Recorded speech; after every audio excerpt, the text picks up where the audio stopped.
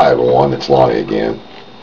And tonight I want to talk about relationships, anxiety versus relationships, or how it affects the relationships that we attempt to have with other people, and more specifically, male-female relationships. From the time that I first started dating until I was 30 years old, I never had a monogamous relationship. I never made any attempt to have a monogamous relationship. And at the time, it just seemed like the thing to do. It was just a natural way of life. Uh, but of course, now when I look back on it, that was not natural, as well as a lot of the other things that went along with relationships wasn't, quote, normal. But when I see it now, I realize that more than likely, and I haven't made my mind up about this yet, but more than likely, it was an attempt by myself to not be left alone. I'll tell my story in another video, but by the time I was 12, virtually every person that I had ever known, loved, or trusted had left me in some form, shape, or fashion. And I know that sounds difficult to believe, but trust me, it's true.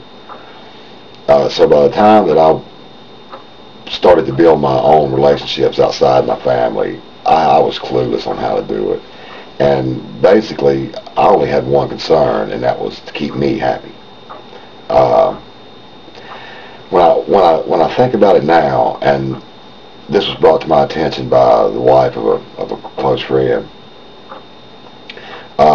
it was simply and totally an attempt to not be left alone. If one girl decided she didn't like me, which she always would, then I had another one immediately to fall back on. I didn't have to suffer that pain.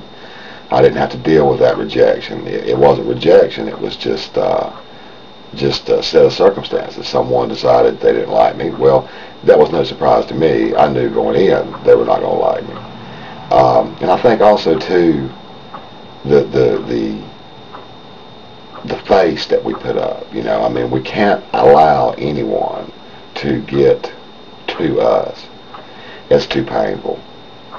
It just cannot be allowed. It is too painful.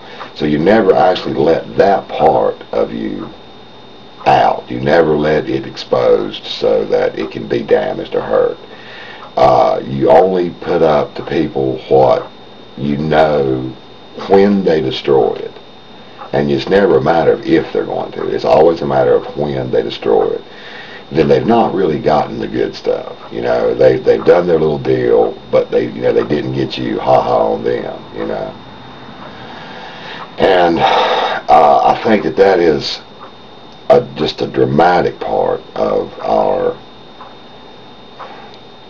inability to function in any type of a normal setup. Is that inability to put it all on the line. You know, the line from the Rose, what is it? It's the one who won't be taken that never learns to give. But, you know, I'll probably repeat myself here, but I believe that's what I did. And I can't really speak for anybody else. I don't know. I'm just talking about myself and these things. But, you know, I believe that I was searching for, I don't know, something that didn't exist, right?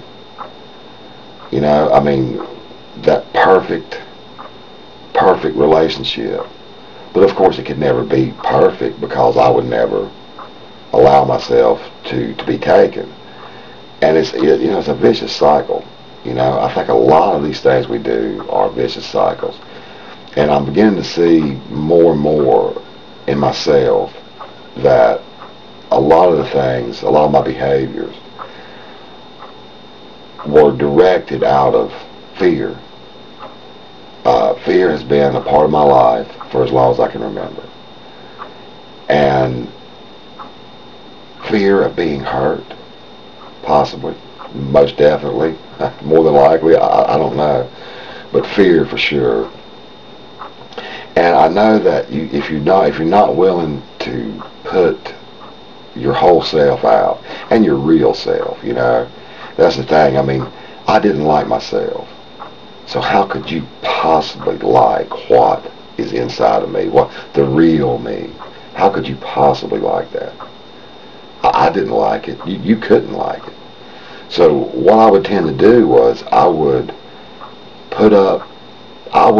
feel out the person, try and decide what type of person I believe that they would like, and then try to, in their eyes, become that person. Now, this relationship is set for failure right out the get-go, because I know that you don't really like me, because I haven't really shown you me. Now, you don't know that, but I do.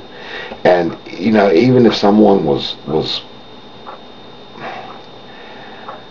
caring enough maybe to see through that, it wouldn't do any good. You know, I mean, it wouldn't do any good. And, you know, so you set out from the beginning you set your relationships up for failure from the beginning, because you are not putting what you are out there. And really, you can't really be expected to. Not when we are dealing with what we deal with. And I think that, you know, I mean, like now, I'm better at it.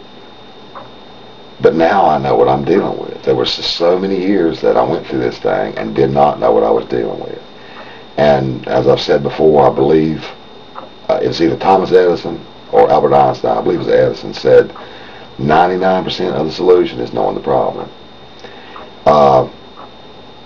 But the things in our lives have built one upon the other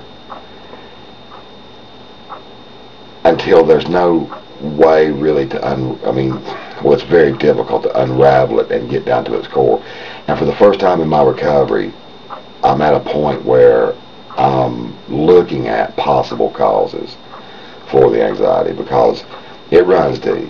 You know, it runs deep, and I think it does in all of us. I look into the eyes of a lot of these people that have done these wonderful videos, and there's history there with us all. And you know, some people can handle more than others. Some people snap at a different rate, but we all have stories, and I think they've all affected us in different ways. And I think in all of us, in some way, shape, or form, we are simply afraid. And maybe to its very core, we are just afraid of being hurt anymore. You know.